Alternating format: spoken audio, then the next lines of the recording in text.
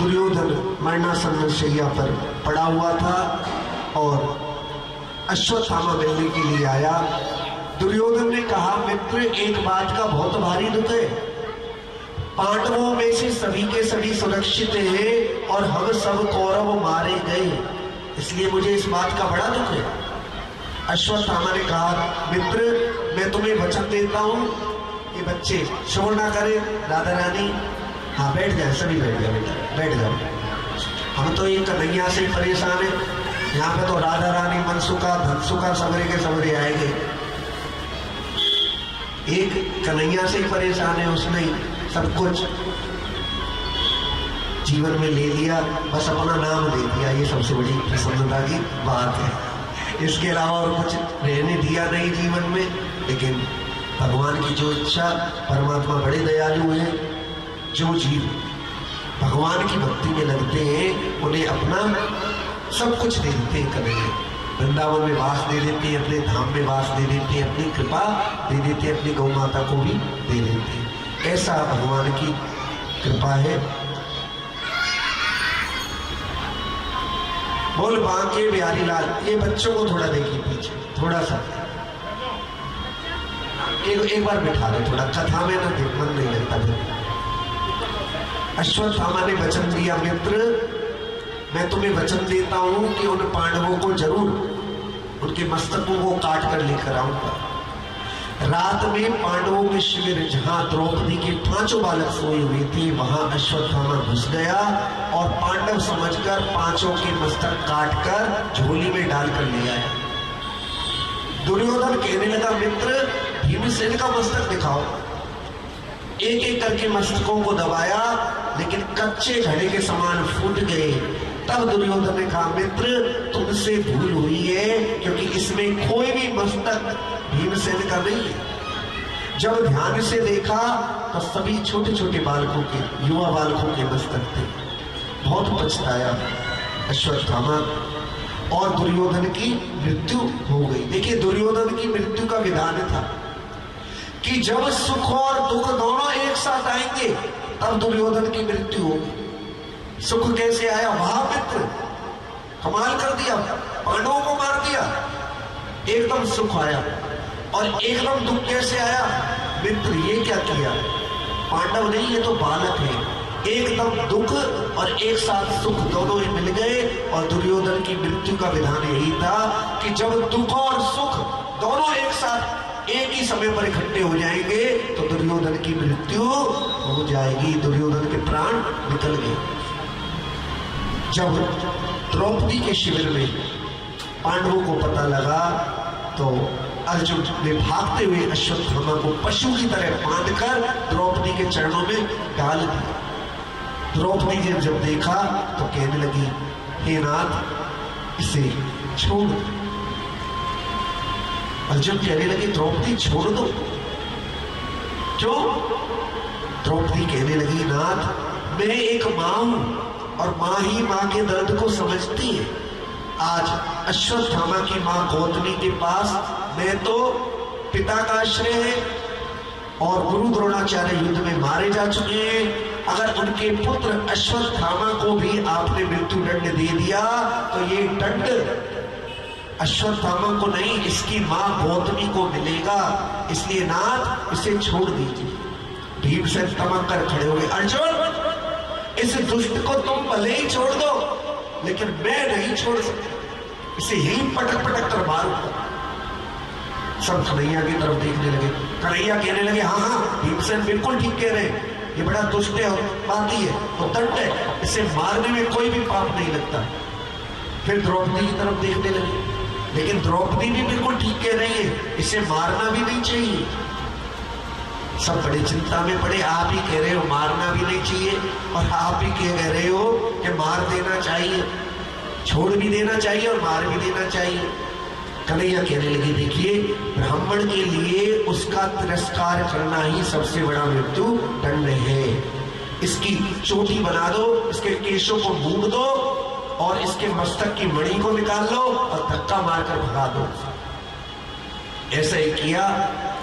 अश्वत्थामा की मणि निकाल ली मस्तक की और केशों को मूंद कर जब भगाया तो अश्वत्थामा इतना उपकार करने पर भी उसके मन में पांडवों के प्रति शत्रुता है और उसने अभिमन्यु की पत्नी उत्तरा के गर्भ पर ब्रह्मास्त्र को छोड़ दिया।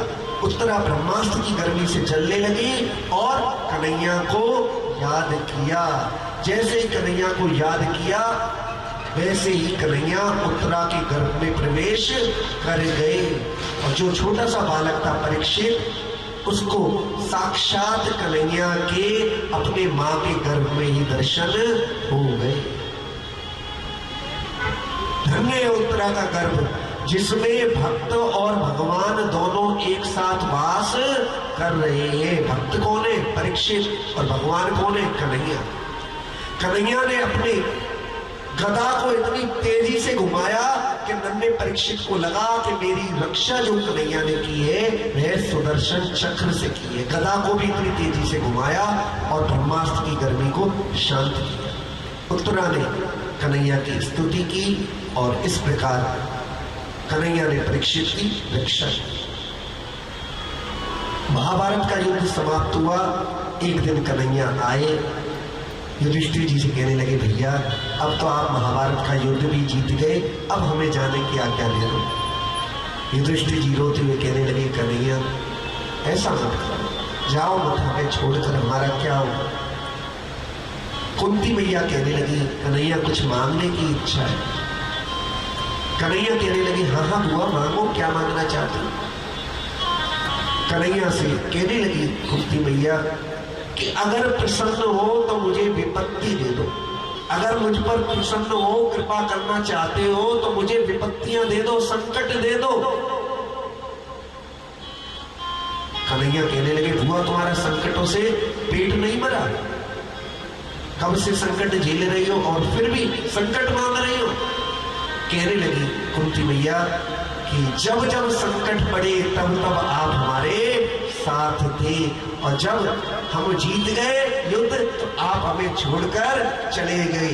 तो इसका अर्थ यही है कि संकट पड़ते रहे और आपका साथ हमें मिलता रहे, इसलिए हमें संकट चाहिए। क्यों? संकट में आप हमारे साथ रहते। सुख के माथे सिल पड़े जो नाम हृदय से जाए, बलिहारी व दुख की पल पल नाम रटाए। अगर ऐसा सुख जो कन्हैया भुला दे, अगर ऐसा सुख जो गौ माता की सेवा से दूर कर दे, तो ऐसा सुख सुख नहीं है, ऐसा सुख तो संसार का सबसे बड़ा दुख है जो भगवान से दूर कर दे। ऐसा क्या सुख है? इसलिए जीवन में जब कष्ट, विपत्तियां, परेशानियां आए तो इस बात का ध्यान रखना कि ऐसा मत सोचना कि बांके बिहारी की कृपा नहीं है। ऐसा सोचना कि बांके बिहारी की हम पर डबल कृपा है। जब नींद उड़ने लग जाए तो समझ जाना कन्हैया जगह जगह कर हमें अपने आप को याद करने का मौका दे रही है। बोल बांके बिहारी लाल की, गौ माता की है। बोलियो मत बिल्कुल। आज गाजर वो कौन सा हलवा है? मूंग की दाल का हलवा है। थोड़ा सा भक्तों में ताजगी आ जाती है नाम सुनते ही। जोर से एक बार जयकारा लगाएंगे, भैया इनको लगाने दो, इनका भी कल्याण हो। अरे वाह, मूंग की दाल के हलवा को प्रभाव है वो।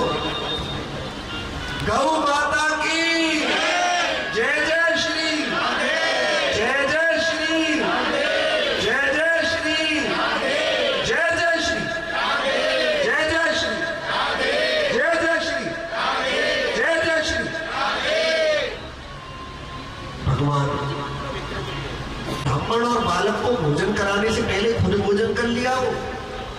हे अर्जुन, कहीं ऐसा तो नहीं कि तुमने असत्य बोला हो। हे अर्जुन, कहीं ऐसा तो नहीं कि तुमने पराई स्त्री से संपर्क किया हो। हे अर्जुन, कहीं ऐसा तो नहीं शरणागत की रक्षा करने में तुम असमर्थ हुए हो। और हमारे कन्हैया कैसे? ठीक तो है। जैसे ही कन्हैया के विषय में पूछा, अर्जुन फपक फपक कर रोने लगा। भैया कन्हैया से उनको चले गए।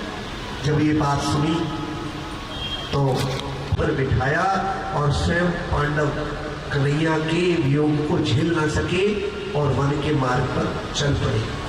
कुंती मैया ने सुना कि भगवान चले गए तो कुंती मैया ने तो उसी क्षण अपने शरीर को योगाग्नि में भस्म कर दिया और भगवान के धाम को चली गई।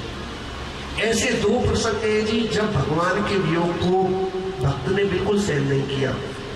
जब तक राम अवतार में महाराज दशरथ को मन में भाव रहा कि राम जी लौट कर आएंगे, तब तक उन्होंने प्राणों को रखा। लेकिन जब उन्हें पता लगा कि राम जी वन को नहीं आए तो तुरंत ही अपने प्राणों को त्याग दिया। राम राम पुनि राम कही, राम राम पुनि राम, तन परिहरि रघुबर विरह, राव गयो राम राम राम राम कहकर शरीर को त्याग दिया। और जब पांडवों को पता लगा कि कन्हैया चले गए तो शरीर को नहीं रखा, बल्कि शरीर को हिमालय में जाकर त्याग दिया। लेकिन भगवान के वियोग को झेल न सके। भगवान के भक्त के लिए सबसे बड़ा धन होता है भगवान की भक्ति। भक्त सुविधाओं के बिना तो रह सकता है, लेकिन भगवान की भक्ति के बिना नहीं रह सकता। भगवान के भजन के बिना नहीं रह सकता, भगवान के नाम के बिना नहीं रह सकता, भगवान की सेवा के बिना भी नहीं रह सकता। परीक्षित जी बहुत धर्मात्मा राजा हैं और एक दिन जा रहे थे कि देखा कि एक दुष्ट व्यक्ति गौ माता को पीट रहा है। बहुत मन में कष्ट हुआ। दुष्ट, तेरा इतना साहस, हमारे राज्य में तू गौ माता पर अत्याचार कर रहा है, भी बताता हूं तुझे मृत्यु दंड दूंगा मैं। तभी वह व्यक्ति परीक्षित जी के चरणों में गिर पड़ा। परीक्षित जी ने पूछा, बता तेरा परिचय क्या है? उस व्यक्ति ने कहा, महाराज मेरा नाम कलयुग है और मैं आपके राज्य में आया हूं। परीक्षित जी ने विचार किया कि इस कलयुग में बहुत सारे अवगुण हैं, लेकिन सबसे बड़ा गुण क्या है? सबसे बड़ा गुण ये है कि कलयुग में भगवान का नाम लेने से भगवान की प्राप्ति हो जाती है। नहीं कलिका रमना भगति विवेको, नहीं कलिका कलयुग में भगवान का नाम लेने से ही भगवान की प्राप्ति हो जाती है। भगवान बड़े दयालु हैं। देखिए सतयुग में व्यक्ति की आयु होती है 1 लाख वर्ष। कितनी होती है? 1 लाख वर्ष। 1 लाख वर्ष में से 10-20 हजार साल तपस्या करनी पड़ती है। त्रेता में 1 जीरो हट जाती है। कितनी आयु रह जाती है? 10,000 वर्ष। कितनी आयु रह जाती है जी? 10,000 वर्ष। और द्वापर में 1 जीरो फिर हट जाती है। कितनी रह जाती है आयु? 1000 वर्ष। और कलयुग में 1 जीरो फिर हट जाती है। कितनी रह जाती है आयु? अरे 100 वर्ष तो नाम की है। 50 में हरी बोल ले जाए आजकल तो। का है वो? थायराइड बढ़ गई। का है वो? जी है वो है वो, पैरन में दर्द। बाद के 50 के तो समय निकाल दो, वो तो बिल्कुल खड़िया पलटन जैसे हो ना, बिल्कुल बेकार है मामला। क्योंकि जीवन में शक्ति नहीं रह जाती बाद के समय में। इसलिए जो साधन भजन है वो युवावस्था में प्रारंभ कर देना चाहिए। मंदिर जाते हो, गुरुजी हमारा मंदिर जाने का थोड़ी समय है। मंदिर तो जाएंगी जब दादी बनेंगी, और दादी बनने का मौका ना मिले, कन्हैया को पहले ही याद आ गई तो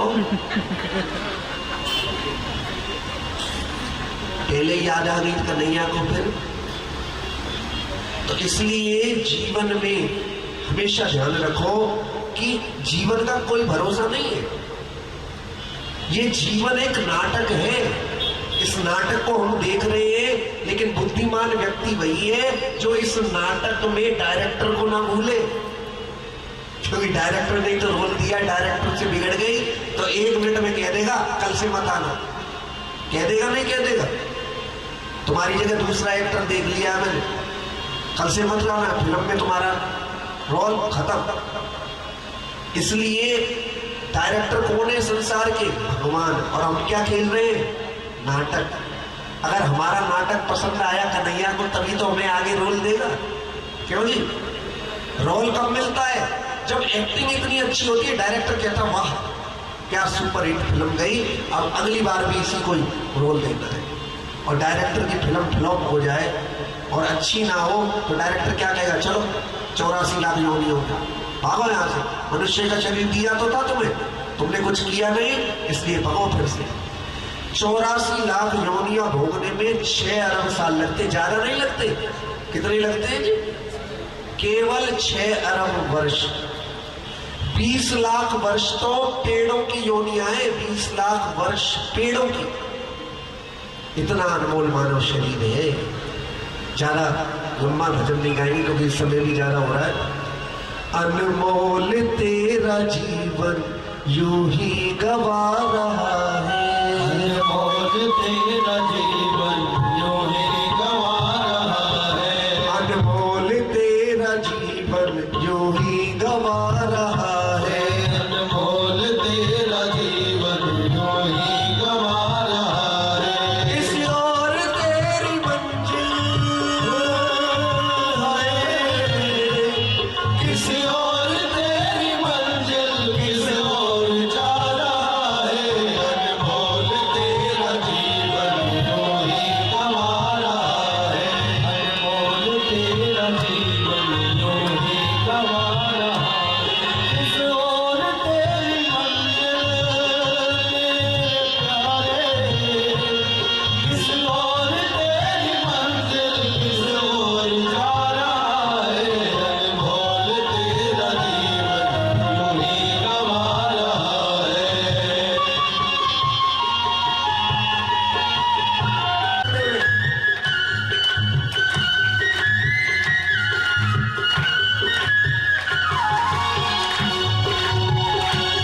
सपनों की नींद में ही ये रात ढल न जाए, सपनों की नींद में ही ये रात ढल न जाए, पल भर का क्या भरोसा कहीं जान निकल न जाए, पल भर का क्या भरोसा कहीं जान निकल न जाए। गिरती है ये सांसें, गिरती है ये सांसें, यूं ही लुटा रहा है, गिरती की है ये सांसें, यूं ही लुटा रहा है। किसी और तेरी मंजिल है, किसी और तेरी मंजिल किसी और जा रहा है, अनमोल तेरा जीवन यूं ही गवा रहा है, अनमोल तेरा जीवन यूं ही गवा रहा है। मन में भाव उमड़ते ये कह दे, पर घड़ी बार बार कह देती है क्या क्या कहोगे, अभी तो बहुत कुछ है। बहुत भगवान की अतिशय कृपा। जीवन में भगवान के भक्तों के दर्शन, भगवान की कथा, भगवान की कृपा के बिना नहीं मिलती। हमने भक्त बहुत देखे पर इतनी तन्मयता के साथ भगवान के भक्त जो कथा को सुन रहे हैं, ऐसे भक्त बहुत कम मिलते हैं। वह जोरदार तालियां इनके लिए। बहुत प्यारे भक्त हैं, भगवान की कथा को बड़े ध्यान से सुनते हैं। और सबसे बड़ी विशेषता ये है कि सबसे पहले हम आते हैं, फिर हमारे बाद में धीरे धीरे करके आते हैं।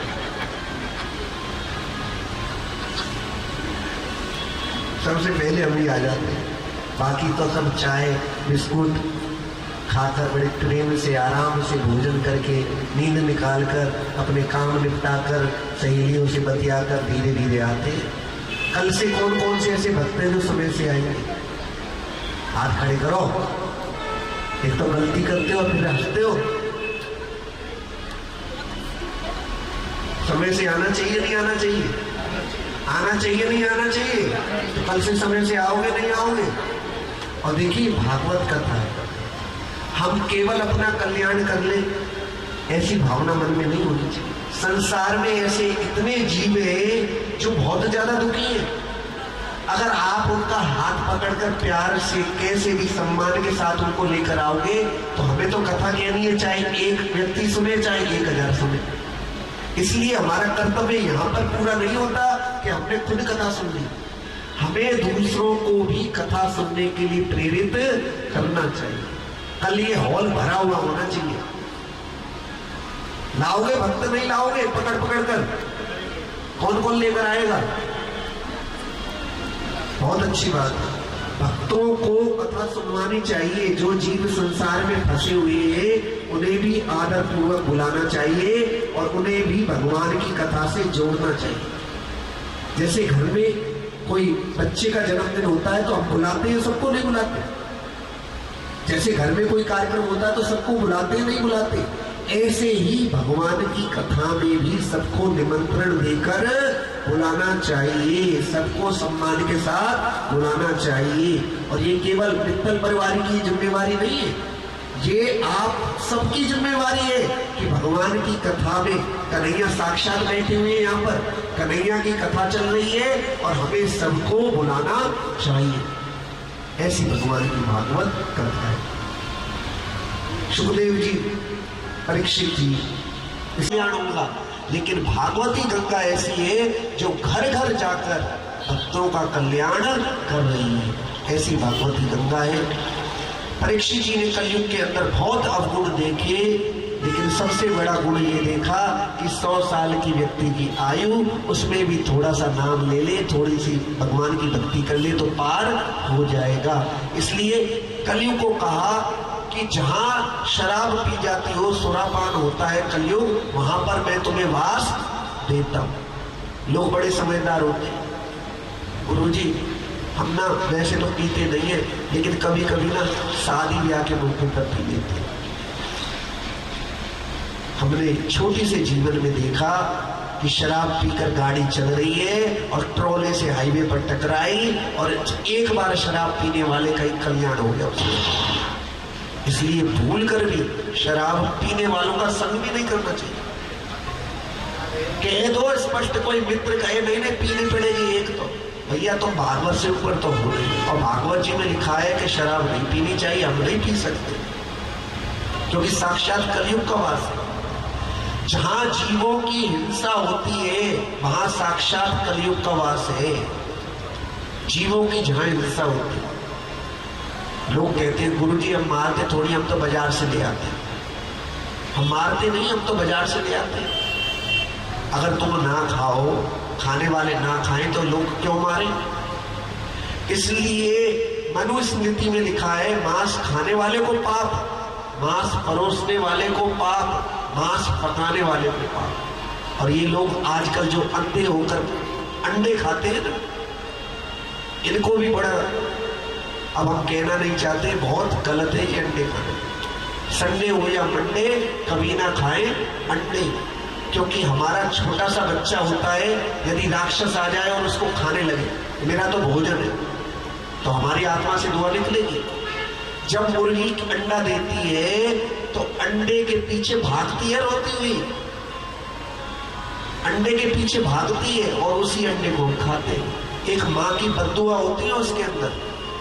और जीवन में प्रकृति का नियम है, जैसा कर्म करेगा वैसा फल देगा भगवान। जिसको हम खा रहे हैं एक दिन वही जीव की, उसी जीव की प्लेट में हमें भी जाना पड़ेगा। ऐसा कर्म क्यों करें कि आज हम उसको खाएं कल वो हमें खाए? ऐसा क्यों करें? इसलिए जहां जीवों की हिंसा होती है वहां साक्षात कलयुग का वास होता है।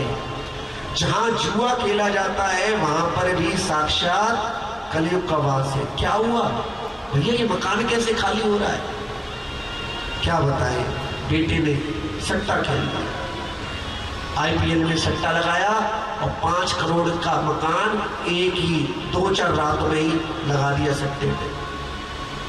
इसलिए जहां जुआ खेला जाता है वहां भी साक्षात कलयुग का वास होता है। जहां पराई नारी पर पुरुष के साथ और पर पुरुष पराई नारी के साथ संपर्क स्थापित करे, वहां भी साक्षात कलयुग का वास होता है।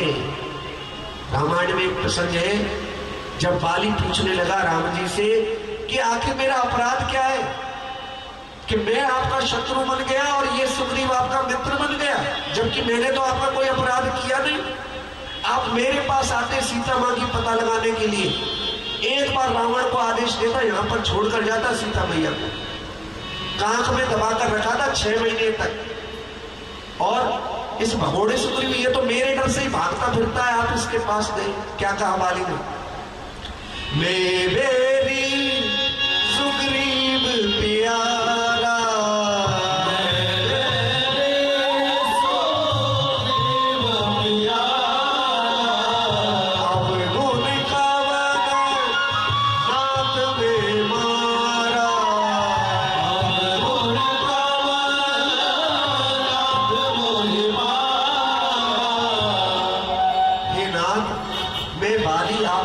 शत्रु बन गया, सुग्रीव आपका मित्र बन गया, कैसे? राम जी ने कहा, दुष्ट, तूने अपने भाई सुग्रीवी की पत्नी रूमा को पत्नी के समान रखा, उसके साथ पत्नी जैसा व्यवहार किया, इसलिए तुझे मारने में कोई भी पाप नहीं लगता। अनुज वधू भगनी सुतना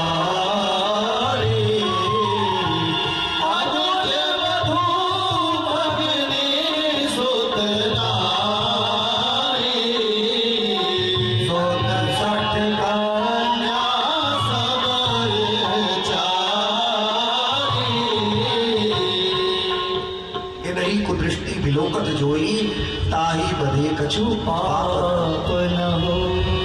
जो चरित्रहीन लोग होते हैं, समाज की गंदगी होते, समाज की गंदगी। देखिए, जीवन में सत्संग का असर चाहे हो या ना हो, लेकिन कुसंग का असर बहुत जल्दी होता है। यहां तक लिखा हुआ है कि जो पराई नारी से संपर्क करता है, उस नारी के शरीर में जितने रोमकूप होते हैं, बाल होते हैं, उतने वर्षों तक नरकों में सड़ना पड़ता है। अपने जीवन में, छोटे से जीवन में देखा कि चरित्रहीनता कर रहे हैं और बहुत अपने आप को एक आधुनिक मान रहे हैं, और एक्सीडेंट हुआ और शरीर चिपक गया सड़क से। तो जीवन में जो पाप हंसकर किए जाते हैं, उनका परिणाम भी भोगना पड़ता है। जीवन में कष्ट सह लेना, लेकिन चरित्रहीनता करना तो दूर, चरित्रहीनता करने की सोचना भी मत। क्यों? पर नारी पहनी छुरी मत कोई लावो अंग, पर नारी के फेर में गए रावण के 10 अंग। लगा पाया, सीता मैया को हर कर ही लेकर आया अपने घर पे, और सीता मैया पर गलत दृष्टि रखने के कारण 1 लख पूत 1.25 लाख नाती, ता रावण घर दिया ना बाती। उस रावण के घर दिया और बाती भी नहीं। इसलिए जीवन में कष्ट सह लेना, लेकिन चरित्रहीनता भूल कर भी ना करना, क्योंकि भगवान को हम बार बार कहते हैं, मेरे मल मन जन सोए पावा,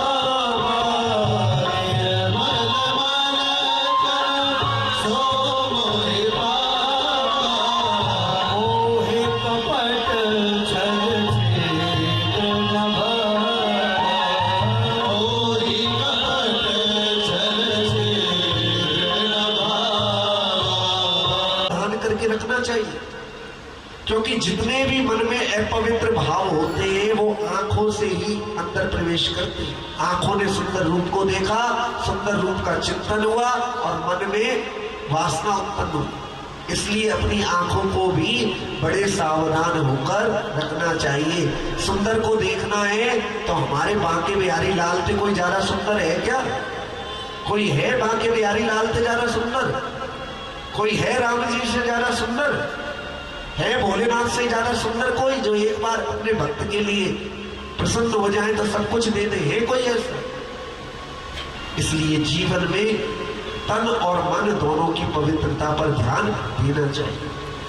जिस व्यक्ति का चरित्र उज्ज्वल होता है भगवान एक ना एक दिन उसे मिलते हैं। जीवन में धन चला जाए परवाह मत करना, लेकिन जीवन में चरित्र ऐसा होता है कि जिस व्यक्ति का चरित्र चला जाए तो फिर उस व्यक्ति के पास सब कुछ चला जाता है। इसलिए चरित्र रूपी धन को बहुत संभाल कर रखना चाहिए।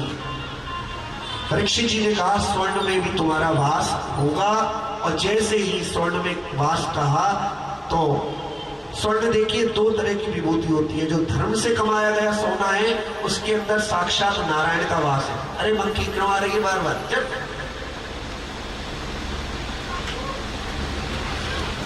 मक्खियों परेशान कर रही है।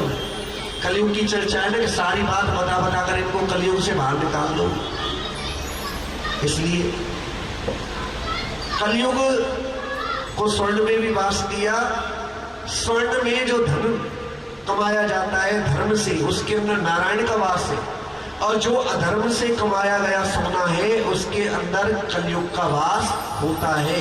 जिस मुकुट को परीक्षित ने पहन रखा था वह परीक्षित के दादाजी भीमसेन जरासंध को मारकर लेकर आए थे। और जरासंध कैसा था? छोटे छोटे राजाओं को मारकर उनका धन हड़प लेता था। जैसे ही का स्वर्ण में वास होगा कलयुग परीक्षित जी के मुकुट में प्रवेश कर गया। जो राजा चींटी भी नहीं मारता, शिकार खेलने की इच्छा हुई और ऋषि शमीक के आश्रम में पहुंचे। वहां पर ऋषि शमीक तपस्या कर रहे थे। बहुत प्यास लगी परीक्षित जी को, पीने के लिए जल मांगा लेकिन नहीं दिया। क्रोधित होकर मरे हुए सर्प को ऋषि शमीक के गले में डाल दिया। ऋषि शमीक के पुत्र श्रृंगी ऋषि को जब पता लगा तो शाप दिया, हे परीक्षित, जिस सर्प को तूने मेरे पिता के गले में डाला है उसी तक्षक के काटने से तेरी 7वें दिन मृत्यु हो जाएगी। और राजा परीक्षित जी जब पहुंचे अपने महल में, वाह क्या ठंडी ठंडी हवा है। बोल बांके बिहारी लाल की। जब भगवान की भक्ति करोगे तो हेवल्स के पंखा लगेंगे तुम्हारे लिए। मक्खी भी बैठेगी नाक पर तो भगवान हवा को उड़ाने, मक्खी को उड़ाने के लिए पंखे की व्यवस्था करेंगे। तो ऐसा जीवन होना चाहिए नहीं होना चाहिए? होना चाहिए नहीं होना चाहिए? होना चाहिए, क्योंकि भगवान बड़े दयालु। शमीक ऋषि के पुत्र श्रृंगी ऋषि ने शाप दिया। परीक्षित जी जब पहुंचे अपने महल, जैसे ही मुकुट को उतारा तो सारी घटना याद आने लगी। तभी एक दूत ने आकर समाचार दिया कि राजन आपको शाप मिल चुका है, इसलिए 7 दिन के अंदर अंदर अपना कल्याण कर लीजिए। परीक्षित जी ने अपने पुत्र जन्मेजय को राजगद्दी पर बिठाया और जन्मेजय को राजगद्दी पर बिठाकर स्वयं अपना कल्याण करने के लिए जंगल की ओर चल पड़े। हमें राजा महाराजाओं के चरित्र में एक बात बहुत अच्छी लगती है। कोई कितना भी बड़ा राजा हो, कोई कितना भी बड़ा महाराजा हो, लेकिन गद्दी से कोई चिपका नहीं रहता।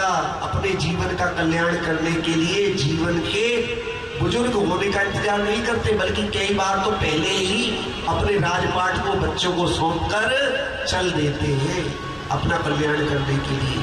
परीक्षित जी जैसे ही आगे बढ़े तो उन्हें गुरुदेव शुकदेव जी के दर्शन हुए।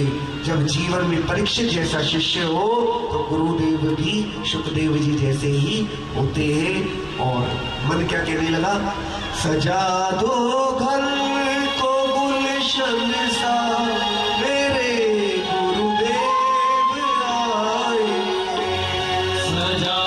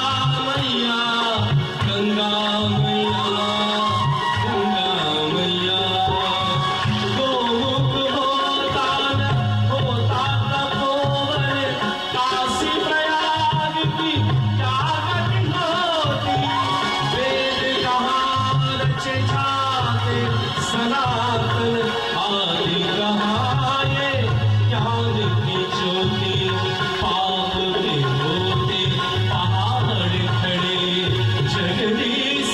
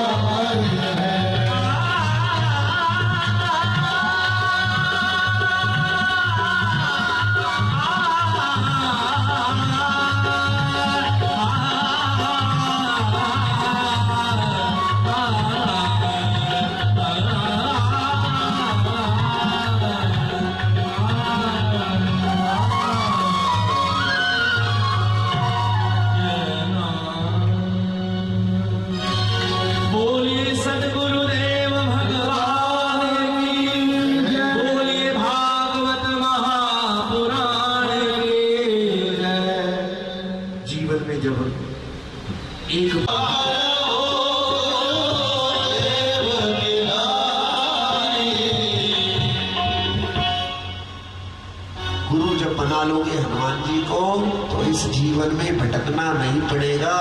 क्यों? हनुमान जी कैसी? चारों युग प्रताप तुम्हारा,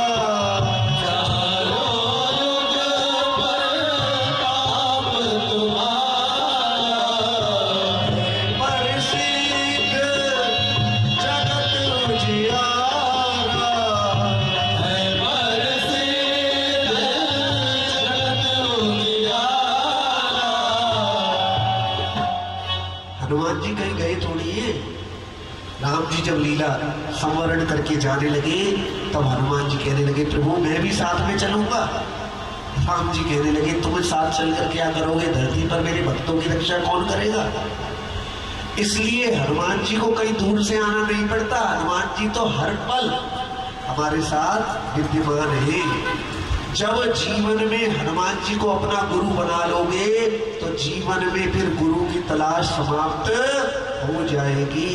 और आप सोचते हो अब बांके बिहारी के भक्त हनुमान जी को बनाएंगे गुरु? तो चाहे आप देवी मैया के भक्त हो, चाहे राम जी के हो, चाहे श्याम जी के हो, हर जगह हनुमान जी की लीलाएं आपको मिलेंगी। इसलिए अगर गुरु है तो बहुत अच्छी बात है, और अगर गुरु नहीं है तो हनुमान जी को ही अपना गुरु बना लो, फिर दर दर भटकना नहीं पड़ेगा। हम करेंगे प्रारंभ में। अगर हम थोड़ा सा लेट हो जाए किसी कारणवश गौशाला के कार्य की वजह से तो आप लोग पहले ही कर लो, लेकिन हनुमान चालीसा का पाठ रोज होना चाहिए। ठीक है, याद रखिए। एक बार जोरदार तालियां हमारे कलाकार भाइयों के लिए। बहुत सुंदर इन्होंने भगवान की भक्ति का प्रचार किया है। एक बात और कहना चाहते हैं, भूल जाते हैं बार बार, भागवत जी की परिक्रमा लगाने की भारी महिमा है। यहाँ जगह छोड़ी गई है और जो भी भक्त परिक्रमा लगाना चाहें वो परिक्रमा लगा सकते हैं। कितनी परिक्रमा लगानी है ये आपके ऊपर है। 108 लगाना चाहो तो लगाते रहो, 1 घंटा पहले आते हैं, उसमें कोई कठिनाई नहीं है। कब लगाना चाहते हैं वो भी आपकी इच्छा है, लेकिन हमारे बैठने के पहले और हमारे उठने के बाद तब परिक्रमा लगानी है। कहीं हमारी साथ परिक्रमा लगा दें, ऐसा नहीं होना चाहिए। हम उठ जाएं तो उठने के बाद और हमारे कथा कहने से पहले, बीच में कोई कथा के बीच में कोई परिक्रमा नहीं लगाएगा। इसलिए ध्यान रखें, कल से समय पर आएंगे सभी लोग और भगवान की कथा का खूब प्रचार करो। जो जीव संसार में फंसे हुए हैं उन्हें भी किसी ना किसी तरह भगवान की कथा तक पहुंचा दो। हम आपसे सत्य कहते हैं, जो दूसरों को भगवान की कथा से जोड़ देते हैं भगवान अपनी कृपा उन भक्तों पर जरूर बरसाते हैं। 10 मिनट के लिए तो आ जाओ, और जब 10 मिनट के लिए आ जाएंगे तो ये हमारी विशेषता नहीं होगी, ये बांके बिहारी की विशेषता होगी कि बांके बिहारी की कथा है ही इतनी सुंदर कि फिर उनका मन उठकर जाने के लिए नहीं करेगा। इसलिए सबको बुलाइए, जिससे ज्यादा से ज्यादा भक्त भगवान की भक्ति में जुड़ सके। आज 2 दिन हो गए, एक दिन जा रहा है, हमें लग रहा है हम लोग आपसे कितने अच्छे भक्त हैं, याद रहेंगे जीवन भर। तो ऐसे भक्त जो भगवान की कथा सुन रहे हैं, ऐसा मत करना गोता मार जाओ। आज आएंगे, आज तो मैं आएगी हूँ, कल किसी और को भेजूंगी, परसों किसी और को भेजूंगी, एक दिन कथा सुनेंगे सारे। अरे ये जीवन थोड़ा सा है भैया, सब परिवार के सदस्य आओ परिवार के सहित। कि आज फूफा जी आएंगे, कल और क्या कहते हैं बुआ जी आएंगे, और परसों उनका बेटा आएगा, फिर परसों के बाद उनका पोता आएगा, ऐसा नहीं है। सभी परिवार के सदस्य आइए। शादी में भी तो जाते हो आप लोग, रिश्तेदारियों में भी तो जाते हो, तो सारा परिवार जाता है नहीं जाता? ये परिक्रमा लगाओ। भागवत की परिक्रमा लगाने पर पद पद पर, जैसे आप पद यानी पैर को आगे बढ़ाते हो तो पद पद पर आपको पुण्य मिलता है भागवत की परिक्रमा लगाने पर। इसलिए बहुत सुनहरा अवसर है, जरूर परिक्रमा कीजिए। और एक बार खड़े हो जाए सभी। काली कमली वाला मेरा यार है, मेरे मन का मोहन तू दिलदार।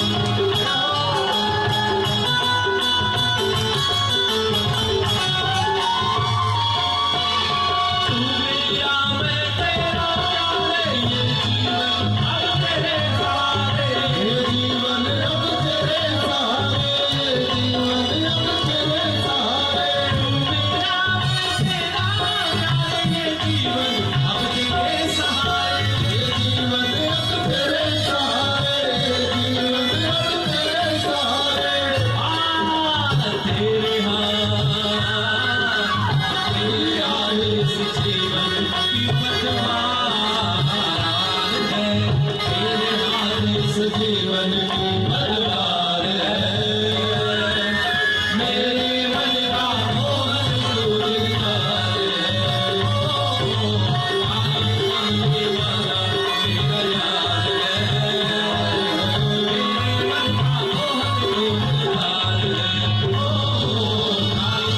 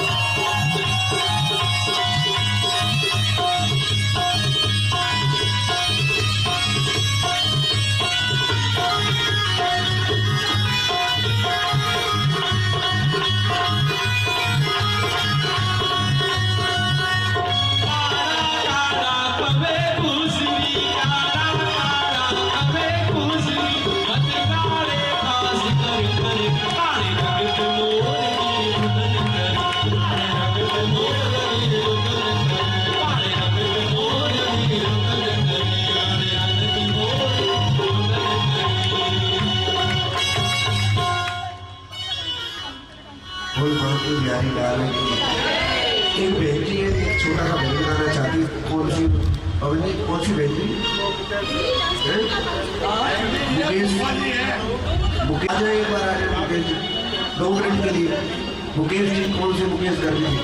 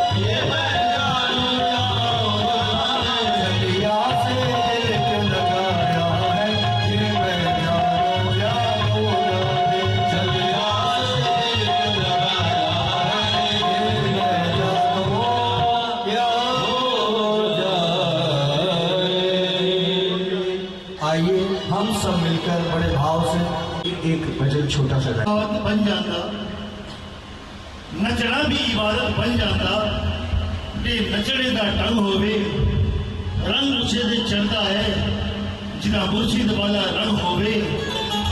पीर बाबा हमेशा अपने मुर्शिद की तारीफ दे विच नच के बनाते ने, गला गला करते ने, सच्चे इश्क की तारीफ करते हैं। भक्ति की जय हो, भक्तों की शक्ति की जय हो। जीत की बाजी हारी मेरे राम जी पधारे, जीत के बाजी हारी रे मेरे राम जी पधारे, जीत के बाजी हारी रे मेरे राम जी पधारे, जीत के बाजी हारी मेरे राम जी पधारे, राम जी पधारे मेरे राम जी पधारे, राम जी पधारे मेरे राम जी पधारे, राम जी पधारे मेरे राम जी पधारे,